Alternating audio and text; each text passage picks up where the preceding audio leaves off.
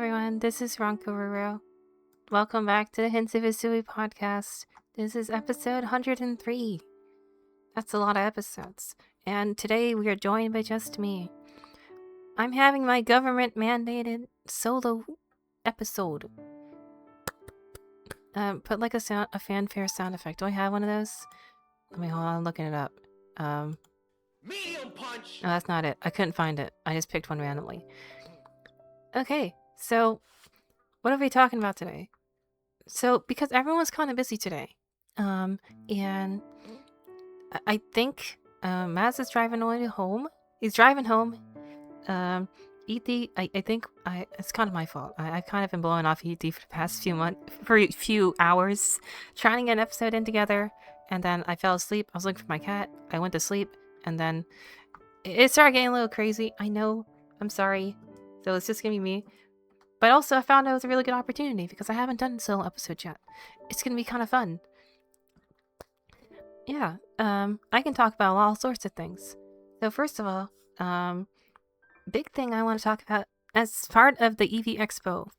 We want to talk about the EV Expo Game Jam happening in like 3 days. That's not very long. It's like really, really soon. And the EV Expo Game Jam is going to be super fun. It's always fun. Come on, y'all know this. We're going to play every single one of the games.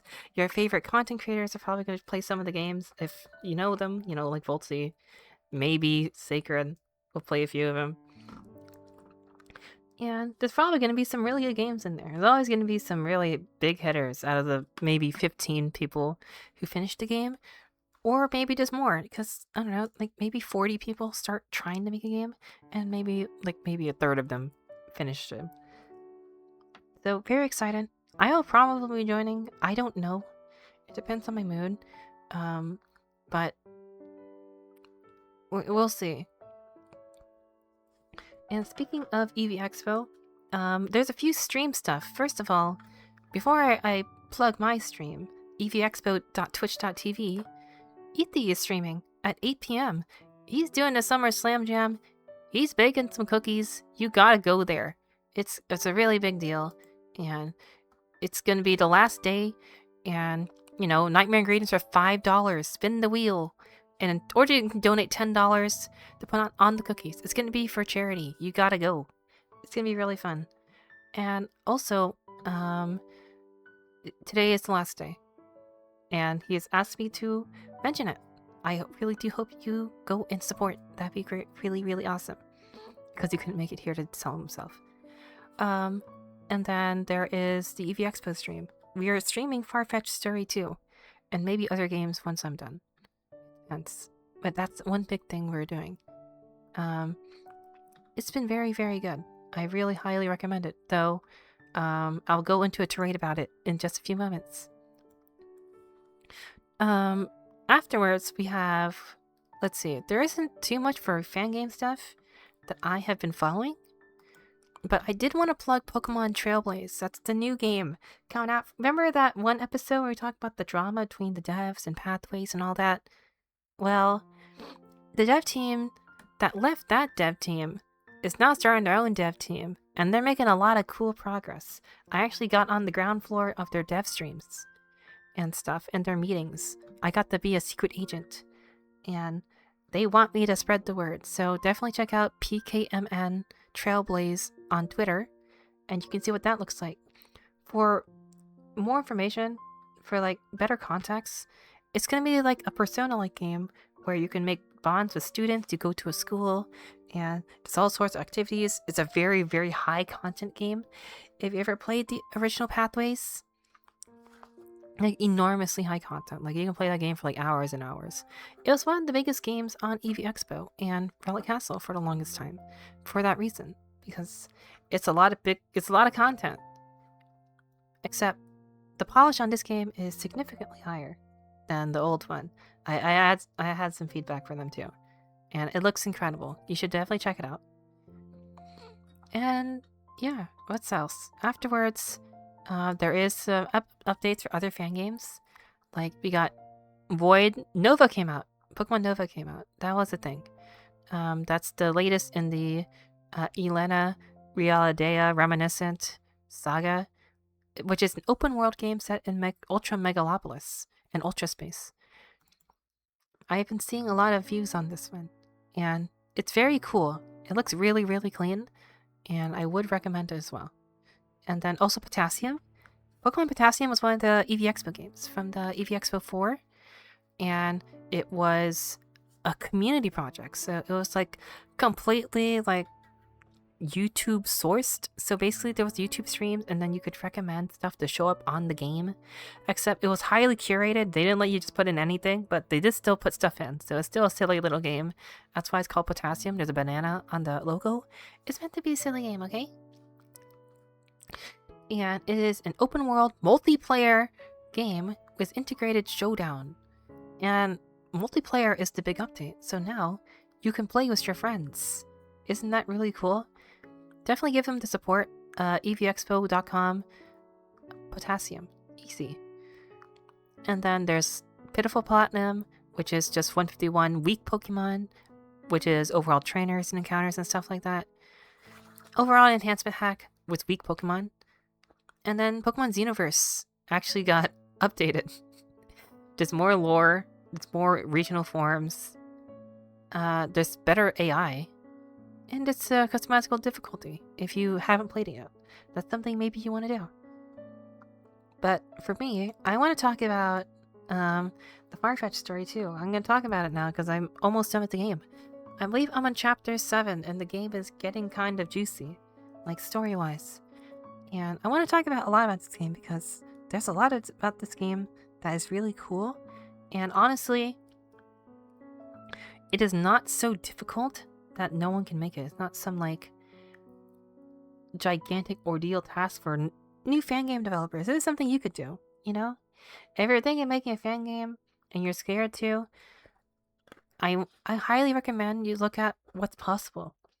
Farfetch'd Story 2 is like a gigantic passion project, right? And it's like a really story-based project. It's not too complex, you know? It's not like a gigantic open world 700-hour game. It's more like a 20 to 30-hour game and split up into like multiple hour chapters. And it's really digestible that way.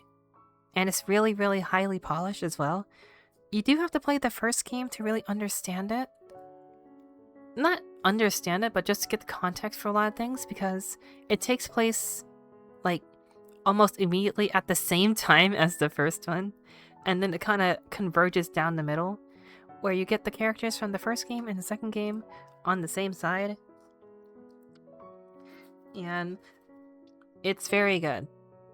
I think obviously the biggest highlight of the game is the writing and the story arcs. In terms of like the plot, it's like not super unique, but it does serve a very foundational point for the characters to thrive in, and it's really good. And the characters are really good. They'll make that work. I'm a big fan of Spider-Man. Spider-Man was really cool.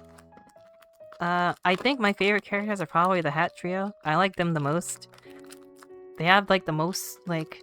They got really cool dialogue, and they also got really funny dialogue. And they also got really insightful dialogue.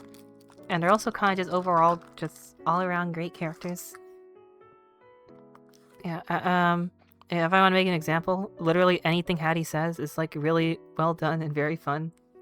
Obviously Hazel is the best character because I'm very biased and I like Hat Rim a lot. But also she handled Nightmare Scene very fondly. I like that scene a lot.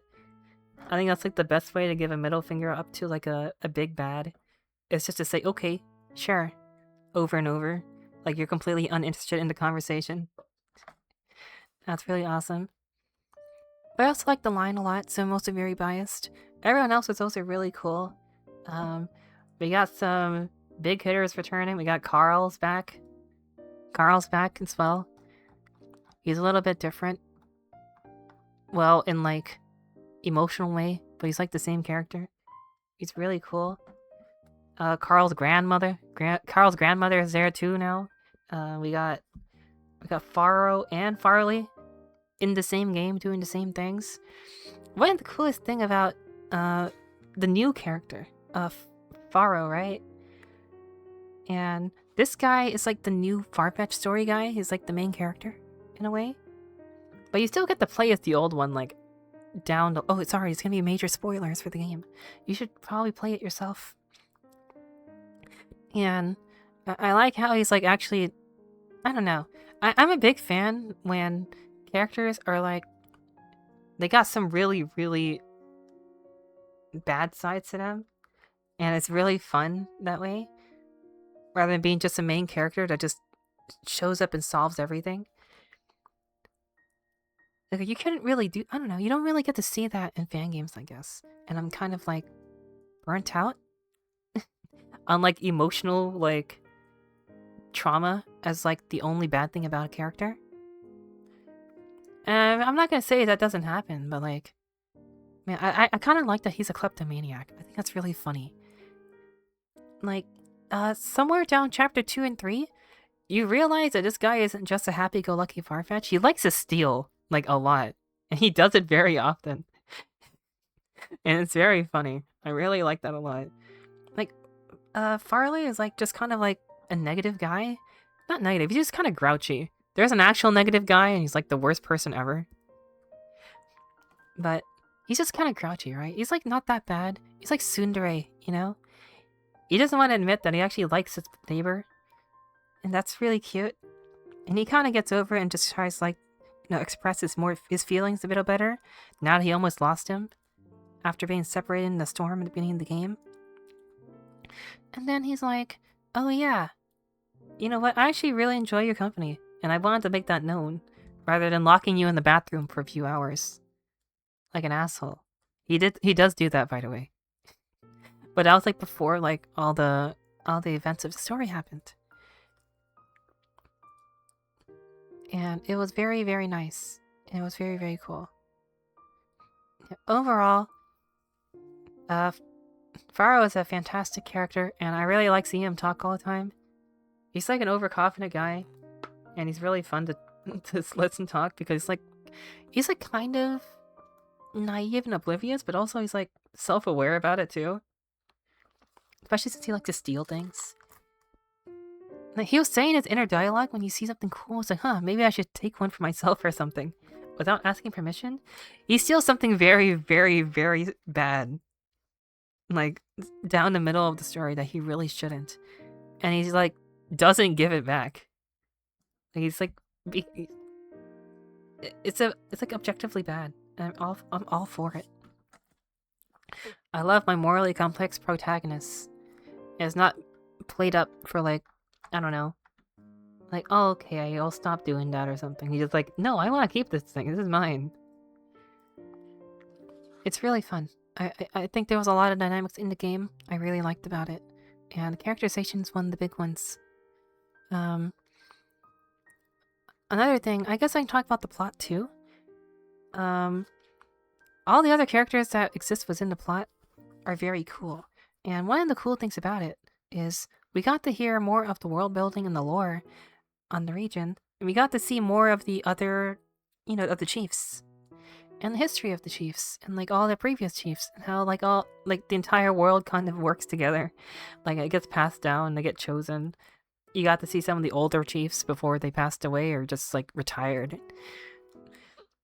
And you get to see some of the older characters. Because, you know, remember, one of the older characters in the Farfetch'd Story 1 was a chief as well.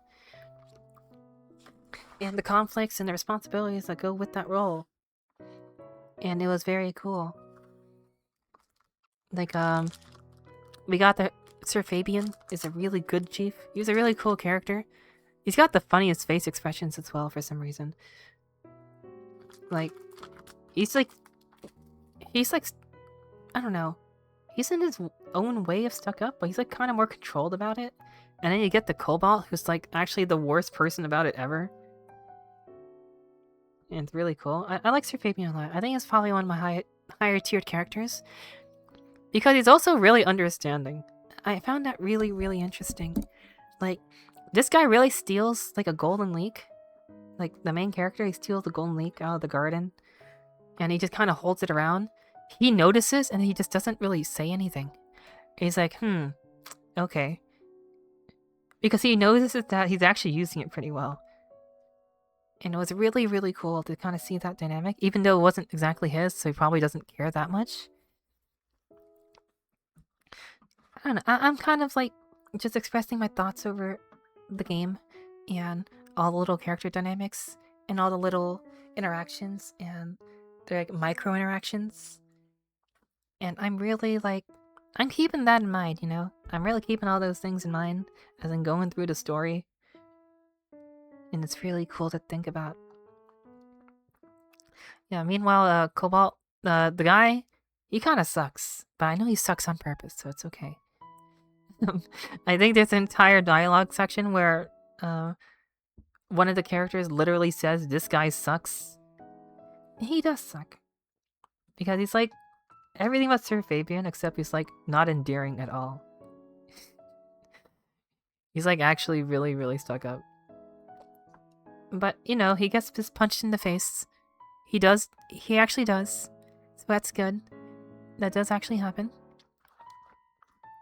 But unfortunately, it does get exploited and yeah, bad things do happen eventually. What else do I want to talk about? Oh yeah, did you know Spider-Man is in this game? Yeah, he was filming the Amazing Spider-Man 3, but unfortunately it got cancelled, as we all know. So we didn't get to see that in the game. But we do get to see Spider-Man, and just like web slinging action, he like strings up bad guys with his web upside down, and then he does funny one-liners, and he's got a secret identity to keep in mind, and stuff like that. Yeah, Spider-Man's in the game. He's very cool. Yeah, also, one thing I did want to mention was, let me see, they really brought back the, what else did, what was I gonna say? Oh yeah, they brought back all the mid-battle dialogue. It made the gameplay really fun, you know? So there's a lot of funny interactions with the game that can happen in battle. And it's just like scripted stuff, you know? You can have all the bosses gain bonus stats, they ask you questions, and I go crazy over that stuff because I put that stuff off like all the time in my games, and it's really fun. And more people should do it. Like, you should be using mid-battle dialogue more. After the people talk in the fights. It's always kind of lame when like the gameplay and the story in a game are like completely separate, and it's like completely separate. Like just like no cohesion at all between the two systems. You know, the dialogue portion, and then you go into battle, and then it's like you're kind of getting sucked down in the game. You're kind of oh, okay, now I gotta think of strategies and stuff. Like the story doesn't have to stop during the battles. You can have the people talk in the battles, and not talking about the trainer showing up with the last Pokemon saying one line and be done. Make him mess with the field. You know, it doesn't have to be like a Smogon battle. That's kind of boring. Stop making everything a Smogon battle. Smogon battles are boring. If I wanted to do a Smogon battle, I would go play Smogon. I would go on Showdown and just play random bats. I don't want to do that. Okay? Make the enemy like poison your entire team. Throw toxic spikes around. Make them do like 3 attacks in one turn. Make them change types randomly. Make them like phase your Pokemon and be really annoying. Make them end the battle if you do like, I don't know, actions incorrectly.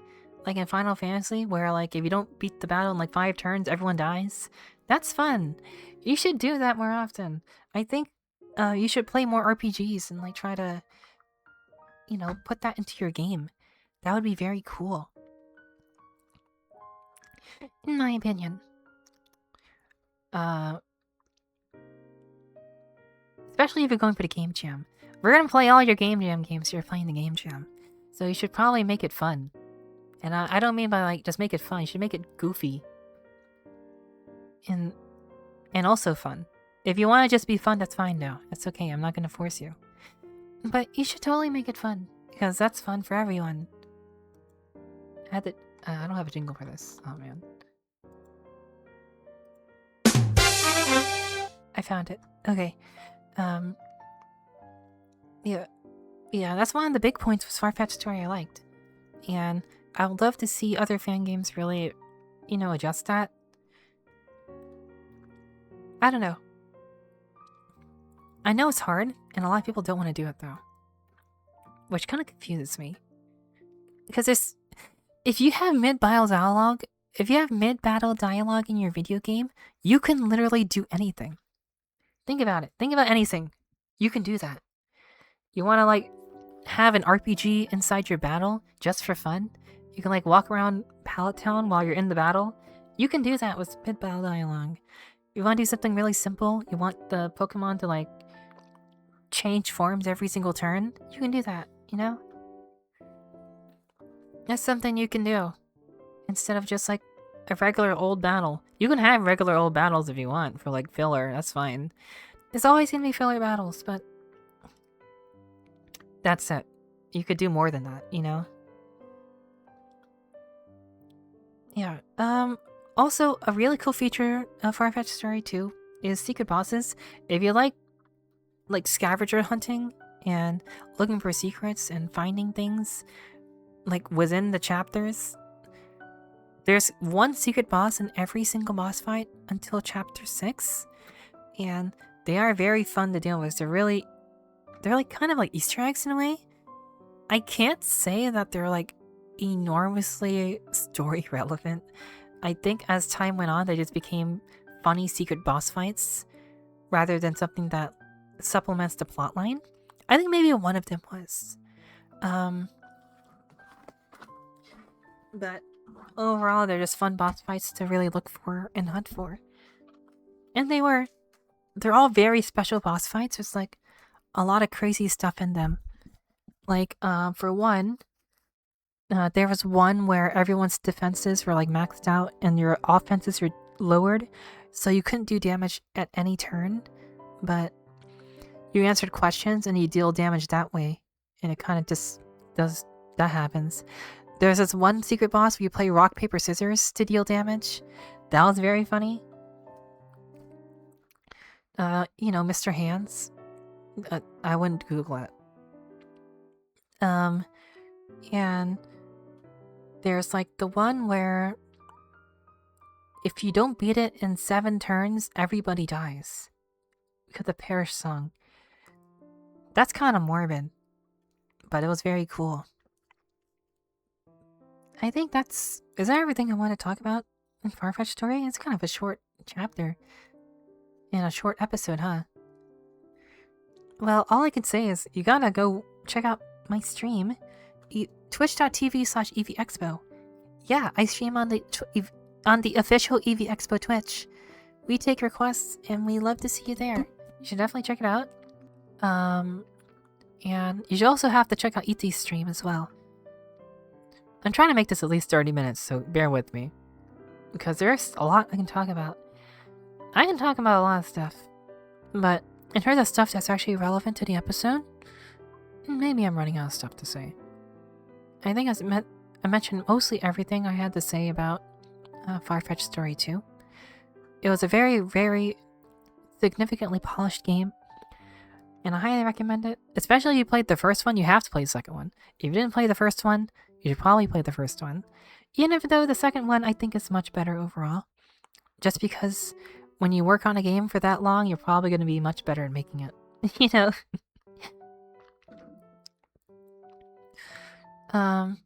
And there's the game jam happening. And yeah, there's a lot of stuff to really talk about. And a lot of things to look forward to. And again, EV Expo is my thing, and our thing is to help people start making their first games. So if you are scared to work on your first game, definitely join the Discord too. They'll definitely help you get started, especially for the game jam. And if you join the game jam, maybe you'll get a little badge for the forum.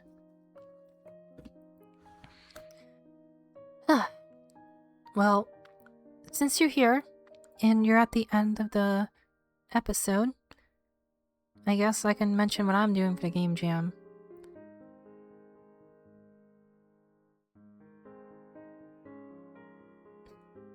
I could, but I'm not gonna. Because I actually don't know what I want to do yet. That's a lie. I do know what I want to do. I definitely know what I want to do. But I want to keep it a secret. Because it's kind of a big deal for me. Yeah, that's enough talking about myself. I didn't want to talk about myself too much. I don't know if you noticed. I don't like talking about my own games and my own projects that much. Especially if I'm already on the podcast. If there's a podcast about my game, I'll usually say no. I'll be like, hey, I'm going to step out. I'm going to get some Wendy's. I'm going to go get some fried chicken and rice. I'm going to make some rice and I'm going to go eat instead. You can all do that. You know? And they can discuss it for me. Yeah. I think that's going to happen. Unless y'all want to stream where I talk about my projects. Do you want to stream where I talk about my projects? Maybe I can talk about it now. Yeah, here it goes. I'm gonna talk about it now. Making fan games is painful. It's very painful.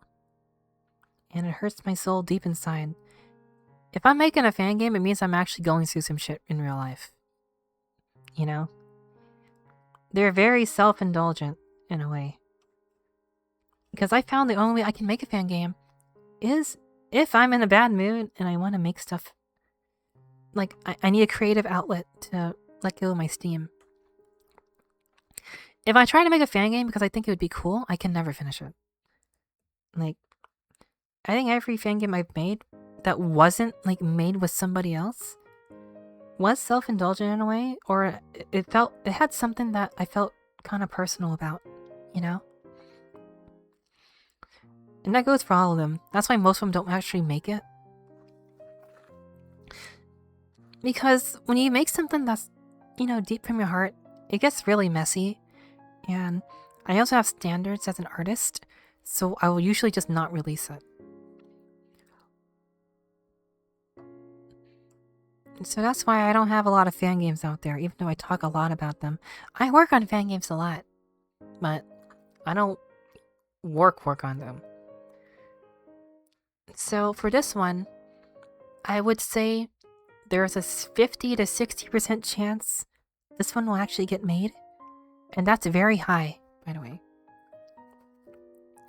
That's very high. Yeah, I had a few people that I was gonna work with, but I kind of decided if I'm gonna do something a little more personal, it doesn't feel right to kind of drag them into my mess. Which lowered the percent chance of me finishing the fan game by like, 10% or something. Well, my voice is dying, and I think that's all I gotta say about the Hints of Hisui. Once again, please, if anything, if you got this far, in exactly 8 p.m., 6:27 EST, please join ET's stream for charity, and please donate and stuff. That would make everyone here on the Hints of Hisui podcast very happy, okay? Yeah, this was episode 103. This is the Ranko solo episode. I hope you enjoyed it. Since there's no one else to bounce off of, obviously this would be reduced by like a fourth of the episode time. If you do the math, every person in a podcast adds an extra 30 minutes in a way. So when it's one person, it's only 30 minutes in the episode. Alright, take care everybody. I hope you all have a wonderful weekend and enjoy the fan games and like, comment, and subscribe, and make sure to take your medicine. Bye. See ya. Have a wonderful one. Goodbye.